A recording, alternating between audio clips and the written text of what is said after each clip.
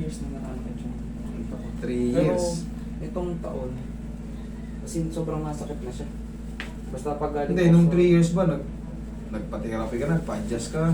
Wala lang, hinahaya mo lang. Mm. Okay. Dito lang kasi, pag... Ano yung huli mong ginawa bago magkasakit niyan, bago sumakit? Nagbuhat, nadulas, may mga Ako opera ka may- ba before? Pero nung... Meron kasi time na nag-stretching ako, tapos parang tumunog siya. Tapos, Hindi ko natuloy, nakaganto lang ako ng parang isang araw. Pero sumasakit na yun ang time. ba hindi. Yun na, madalas ko yung sinasabi, pag may tumunog na wala sa tamang posisyon, iyan na, pilay ka na. Pero pag yan, kahit maraming tumunog dyan, basta tama yung execution, wala magiging problema. Pero pag yan, mali ang posisyon, nag-stretching ka, may lumagutok, pilay. Maybe due to muscle spasm. Eh, yung mga ganitong kaso, ang ibig sabihin yan is straightening lumbar lordosis. Exaggerated straightening, kumbaga. Dapat kasi, yung spine natin, makikita nyo, parang may swing, parang gano'n, no? Gano'n yung balakang natin. Sa'yo naman, straightening, dumidiretso siya. So, makaka-apekto yun sa mga anterior piece pag straightening. Anterior and posterior, makakabasa.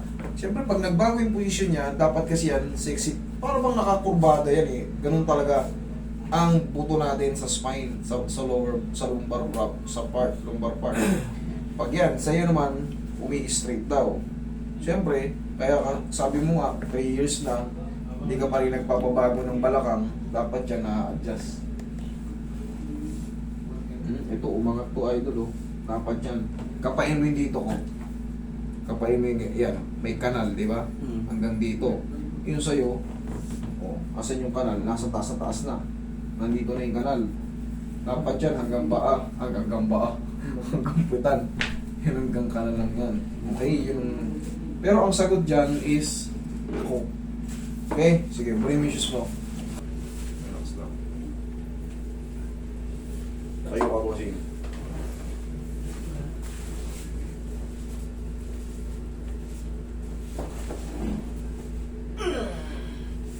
One more.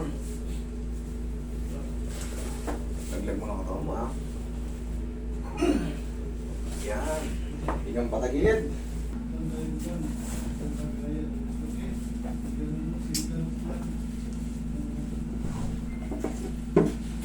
Tapos na. Ito bilang sign.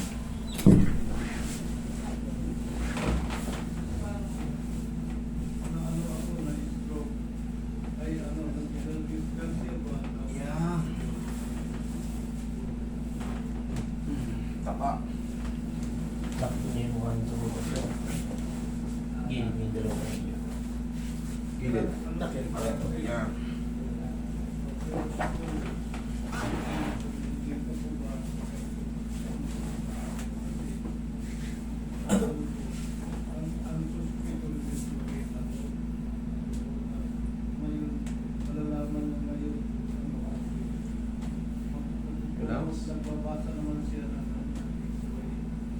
Lambutan mo lang katawan mo. Yan. Para lumubog pa siya. Relax.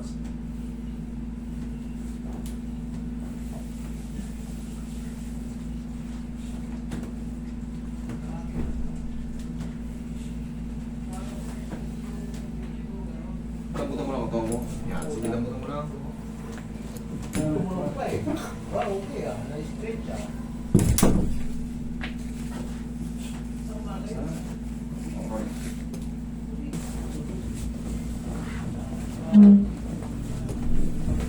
Pinyo ko yun sa tapos mo. Tama yan. Relax na. Inhale. Seal.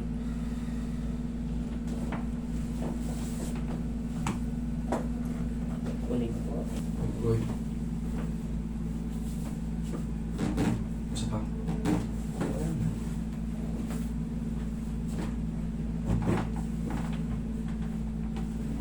Sige, upo ka siya.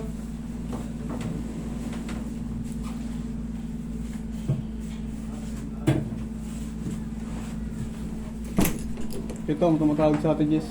Nakay Lorenzo Selvo. Hindi sa akin tumatawag, tawagan mo sa'yo. Tawag mo sa... Dala-dala niyo ba yung cellphone ko? Oo. Ba't dinala niya?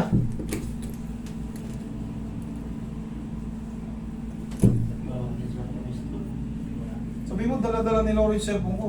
Nagdadrive na si Lawrence. Hindi ako makapag-rep eh. Medyo. Doon kayo bugtong na lang. Lote.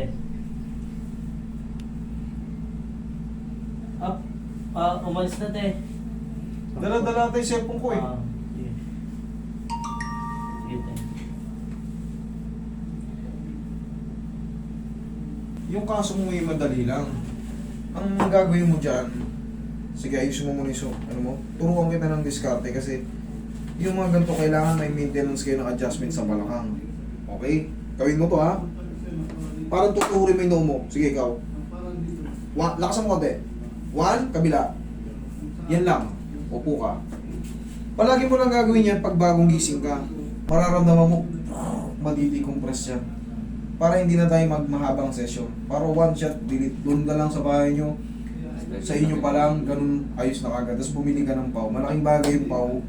Para kung sakaling man nakulanan kayo, or siyempre pagod sa trabaho, yung mga prolonged sitting, yung mga muscle natin, kailangan yan mainitan. Pag sa tulong ng pau, baklas yan. Okay, tayo ka. Lakad, o. Kamusta naman yung balakang mo, o. Check mo medyo lumol. Lumuwag. Mm-hmm. Thank you. Okay? Wala na yan. Okay. Thank you, Master. Thank you.